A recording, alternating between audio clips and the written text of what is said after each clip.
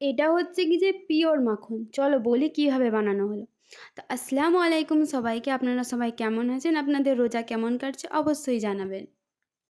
এই যে এটা হচ্ছে কি যে একদম পিওর মাখন, যেটা একদম ঘরে বানানো।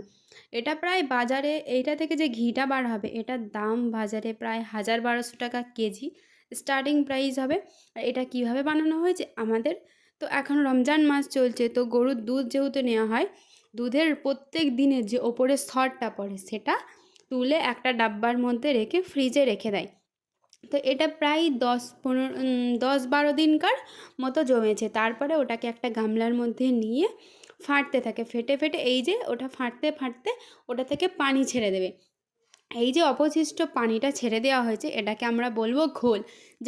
যাদের এভাবে ঘোল ঘরে বানায় তারাই দেখেছে। এখনকার দিনে কারোর বাড়িতে গরু মোষ নেই, এই জিনিসটা আমরা ছোট থেকেই বানাতে দেখছি, কারণ আমাদের বাড়িতে আগে গরু মোষ ছিল, যেহেতু আমার দাদুরা গরু মোষের ব্যবসা করতো, খুব বানাতে দেখেছি। আর আমরা ছোট থেকে খুব ঘোল খেয়েছি, আর ঘোল খেতে খুব ভালোই লাগে।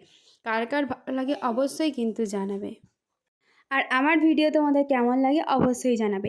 আর এই যে মাখনটা তৈরি হয়ে গেল, এবার এটাকে ভালোভাবে ফুটিয়ে তারপরে এটা থেকে পিওর ঘিটা বার হবে। আর আমি তো এসব কোনোদিনও করিনি, শুধুমাত্র চোখেই দেখেছি।